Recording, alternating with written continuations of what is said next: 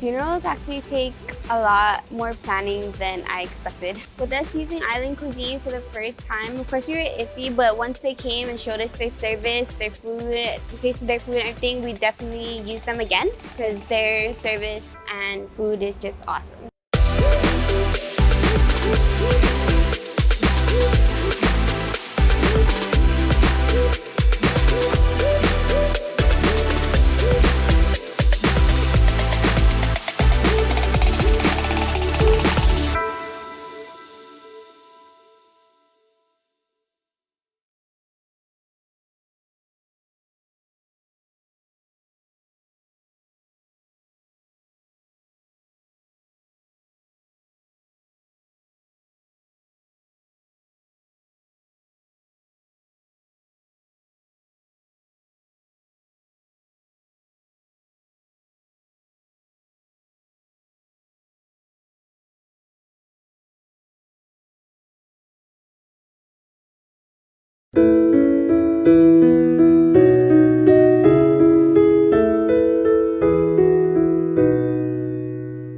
I'll ride with the horses, I'll swim through the sea, I'll climb to the mountain tops, won't you come follow me? I'll take time to notice all that I see, and after I've come so far, you know where I'll be. I'll fly away, fly away, fly away, fly away home. I'll fly away, fly away, fly away, fly away home.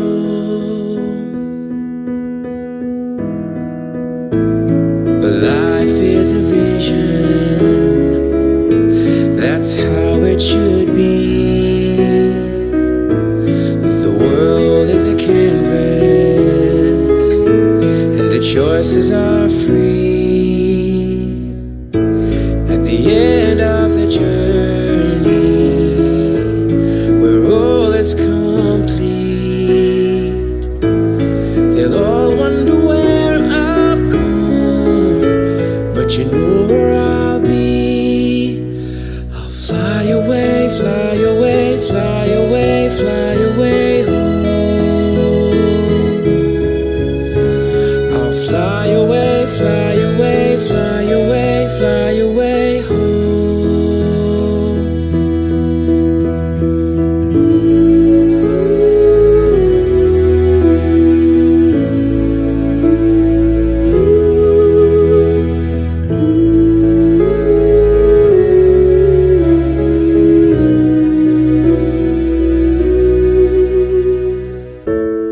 Our dreams last forever, for all that we know. The roads come together, and that's where we'll go.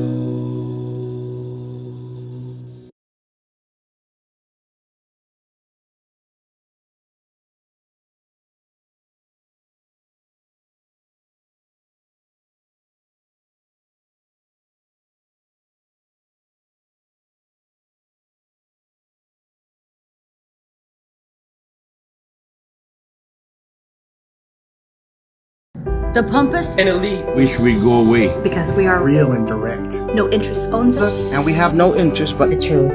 Together we are exposing. Corruption. Together we will reform criminal justice. Together. We are fighting violence Against women and children. We here at Kandit will shine the light on every corner of darkness. Together, we are giving a voice To the voiceless. and forgotten. Together. Together, Together. together, together, we are giving a voice to the voiceless and forgotten. We are Kandit News Group.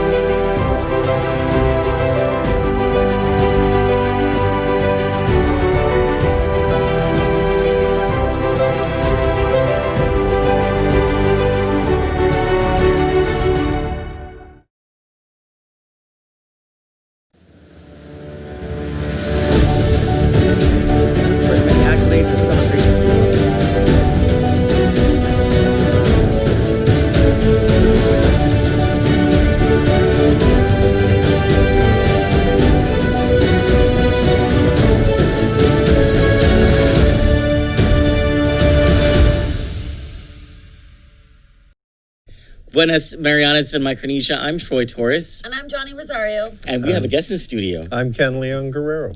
Welcome to our second set here. It's not done. We had to put this together real fast because earlier today, we welcomed Ken Leon Guerrero to come into our studios tonight to talk about the primary election. But before that, welcome to our show tonight. It is Monday, July 6th. We are halfway through the year. I think I saw a meme that said, it was a Joe Biden meme, and it was like, happy 4th of July, Joe Biden. And then at the bottom it said, Joe Biden saying Merry Christmas. I thought it was the funniest thing in the world. Just like, okay. So I have a confession to make. That's going to make maybe many people upset. I'm just not comfortable with America electing someone who, like, we just have no idea who the real president is going to be. So by default, when I cast my straw poll vote this year, by default, it's going to be Donald Trump because old crazy pants just cannot be the president.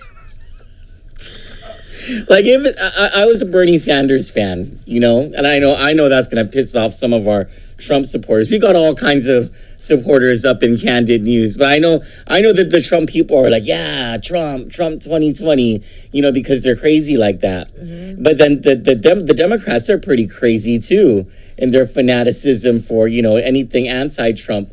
For me, it's a default issue. I may not like many of the things Trump says, and some of the things that he does. But I don't know, just the idea of like crazy in the White House. I like him because like I'm the best at everything. I knew this first. You see that was me first. I am the best. I was here before Jesus Christ, and I know better than Jesus. God told me himself. What are your thoughts on Trump and Biden? Do you have any thoughts on I this? don't have any thoughts on it. I stay out of that because I have more than enough dealing with local politics. But it's fun. It's so, especially when people go Kanye crazy. West announced that he's running for president. Craziest thing in the world. Like, you need to keep on tour with Jay-Z. They said he's running for him. Announcing that is because his new album's coming out, so that's a way of people buying his new album. God, that guy's smart. Yeah, God, he did it like a media thing. Let's see, Jacob Nakamura is on. I see Jacob is upset at his neighbors very much. Jacob says, better the devil you know. Yeah, no kidding. Harold Cruz says, Candid asks Ken his position on the officials who have yet to pay back the illegal pay raises. I'm one of those people. So you know what, But Ken? you owe $5,000. I thought I owed more than that. I didn't know Yeah. what my balance was. They never sent me a bill. But you know what the legal opinion that came down on that, right? It was never released. So I don't know if you know about a secret legal opinion by the former Attorney General that we had no legal obligation to pay those things back. But there was just such tremendous public pressure that everyone signed the voluntary note to pay back. But the reason that I never finished paying, because it was coming out of my paycheck, the reason I never finished paying it back was because I left government early, a year early or something like a year and a few months early. And it's not like I was going to write a check every 2 weeks to the Department of Administration, but I was paying it because that was part of the plan. You pay it until the last paycheck of the administration. But it was a fair attack on me. Hey, I can't say anything about it. Hey, I was very vocal about it when it happened. Very. And it's not even on my radar of things to worry about right now. When we look at the situation we find ourselves in as a government, as a people, you know, out of the what was it, nearly $1 million that was out, the outstanding is less than 20,000. You know, somewhere around there like that. So we look at that, and then in perspective, we have the police not having enough cars to put everybody in. We don't have enough police to effectively police the villages, and we don't have enough cars for the police we do have. Yeah. So when you go into the police stations, you see an unusually large number of uniforms standing around, answering phones, doing the kinds of things that non-uniformed officers normally did in the police stations. So on the list of the 10 most pressing problems facing Guam right now, the 5 or 6 people from the Calvo administration that still have outstanding balances, it's so far off my list of concerns that it doesn't even merit. That list should be longer than what was published. I know that there are people who weren't on that list who should be on that list. I personally know that. But anyway. That's another discussion for another time. But right now, when we have so many things falling apart here that are high priority items that are just kind of being swept away, like the Department of Health building. They don't know. Denied the insurance. Yeah, the insurance has been denied. The building. Why? What was the reason? Because they didn't upkeep. They didn't not arson. Well, it goes back to the fact that now we're going to be spending millions of dollars in rent while we have a building that's sitting there vacant and rapidly deteriorating because now there's no maintenance being done on it. The cooling systems are down, the mold and algae and black mold. Wait, can we just go back to the cooling systems? There is no greater example of, wow, our government sucks than the Agana pool can't be filled with water. I mean, there's rain on this island and it can't be... if the government of Guam cannot fix one swimming pool, yeah, I don't know. But let's start with some of these problems because crime. You talked about crime, and normally we start the show with crime if we have stories about either family violence, criminal sexual conduct, or not that this has ever happened, but a magistrate's report on corruption. But what do we got tonight, Channel? We got Mr. Francis Roosevelt. He is being charged with 3rd-degree criminal sexual conduct and 4th-degree criminal sexual conduct. On or about July 5th, officers responded to a complaint at Derrida. Officers met with the victim who reported that she was sexually assaulted by Francis, a male known to her. The victim stated that she was asleep at her Derrida residence that morning when she awoke to someone performing cunnilingus on her. For those of you that don't know what that means he was down on her. His mouth was down there. Yeah. Okay? The victim opened her eyes and saw the defendant. The victim kicked the defendant off of her. The victim then ran from her room. The victim stated that defendant smelled like he had been drinking. The victim reported that the defendant had previously molested her when she was 13 years old. Based on the foregoing, he is being charged with 3rd and 4th degree criminal sexual conduct. Did you see his picture? Yes. I would kick him off of me too. I would be like, oh my gosh, how do you even think that this is okay? I'm so sorry. I don't mean to make light of it, but I mean, jeez.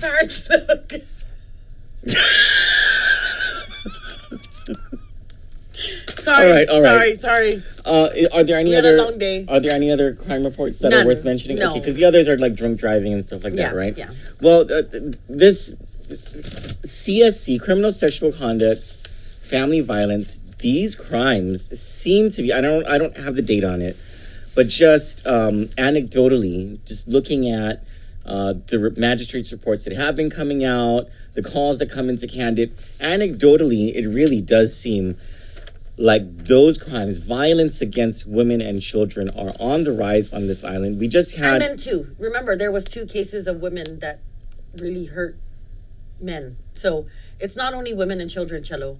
Women are aggressive. Oh, the too. stab. The stab, the washer. That strong woman. Yeah. Who pulled the washing machine out with such force that the hot water... Yeah, it broke. The copper hot water line broke.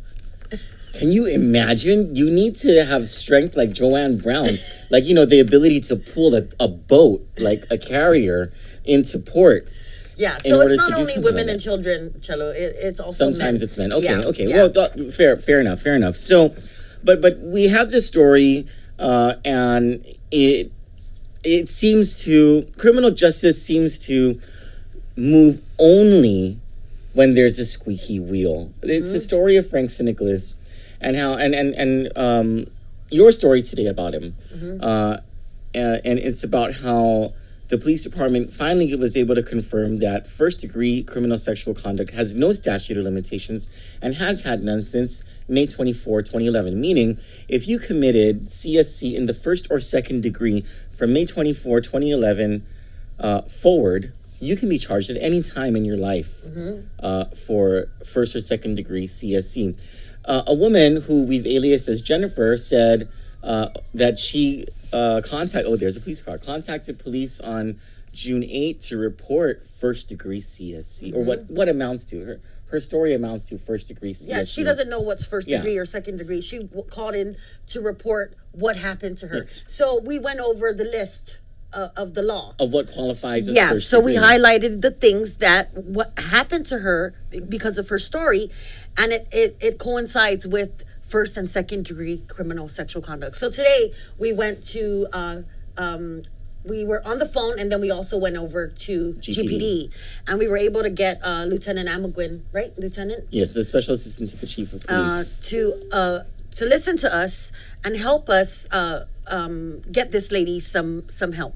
And so he volunteered. He was graceful about it. He said, I have her give me a call because, obviously the first time she called GPD, it didn't work. But this is an issue. Why is it that a police officer is telling someone something that isn't the case? And especially in such a sensitive situation where this is her coming out with such a traumatic thing.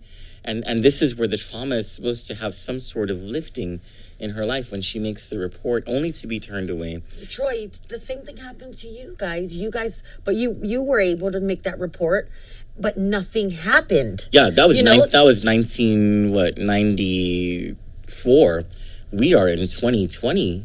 Yeah. We would expect that the government would have changed, and in many ways it has. But in these where there are these gaps, it hasn't, and it's affected people, and so. Where do we go from here, Ken? Well, what we do now is we get more people involved because we've had a culture for decades of silence. You're always saying that, yeah? Yeah. And as a result of that culture of silence, we gave too much authority, too much credibility to people who didn't earn it. And the situation that you're talking about with the police department is a perfect example. There's no reason why a police officer should tell someone making a complaint that they can't. The statute of limitations has run out. Yeah, personally, I feel like no matter what the case is, whether it happened 30 years ago, take the complaint and then go from there. Mm-hmm. Yeah. Don't just when did it happen? 2016. Oh, it ran out. You don't even know if it ran out because the guy raped her. Mm-hmm. That's all that was asked. What year? So you just assume?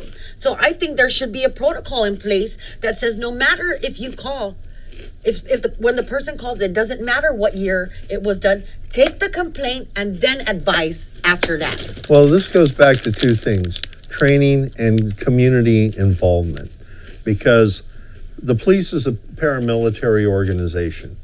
Mm-hmm. And unless it has, I want to say an intercession? No. And a lot more interaction with ordinary people in ordinary walks of life, they tend to become tunnel focused. Okay. And when they become tunnel focused, then it's all about the mission. It's very common in the military. It's very common in the police department. I say that from experience because what you guys probably don't know is back in the 70s, I was a police officer. Oh, really? I was a police officer back in the 70s. And back then, I was assigned to crime lab. I was all areas backup, but I was a uniformed officer assigned to crime lab.